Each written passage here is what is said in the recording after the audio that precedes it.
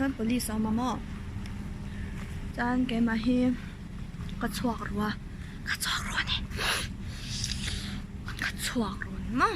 chan sa la so ke chan ya ka chuak ruwa po na chanin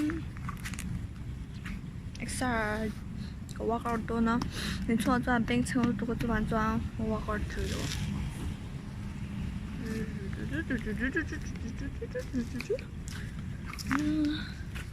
chả thế mẹ cái này hi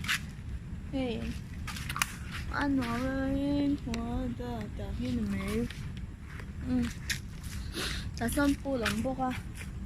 so bù lắm hai bốc à giá sẽ lại sao nhá nhiều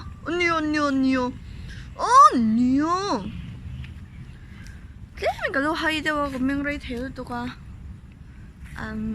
it's like ôi em chết tao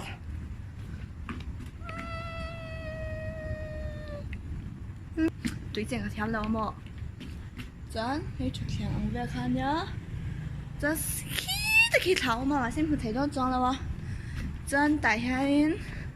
warning tiền gia có no lifeguard on duty swim at your own risk yang hoin phalo ni mo zia zuk ten phalo hi shem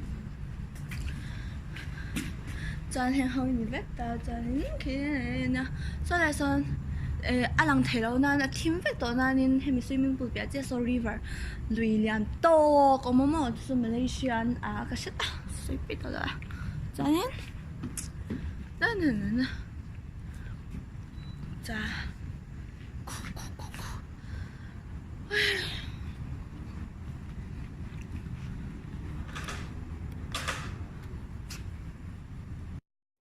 lihat na yanin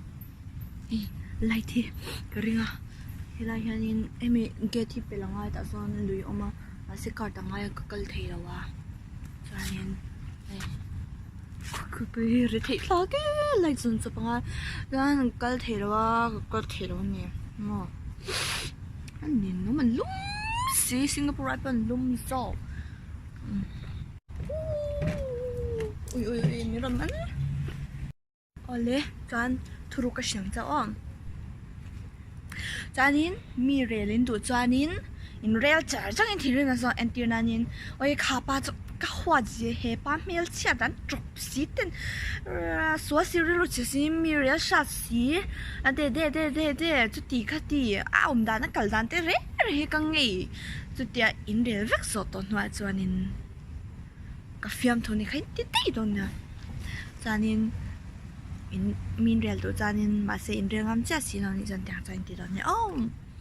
in rel fang a thei pa to ba tong in hwa na thu jong za se no han fiam thu ni khai ti le dai don ne shi barong my god ai cái gym cái về tụt bơi cái gì thế đâu chuan hei bol ho bo man ya ti sang mo hei so ma sa ber so plastic nia do thi paper nia do thi can nia a do thi su du pai na nyang ko she lo ai cho hei ram da chuan tiang hen om thap ba tiang hanin an om na min vel te fai the e me man ni mo tiang hian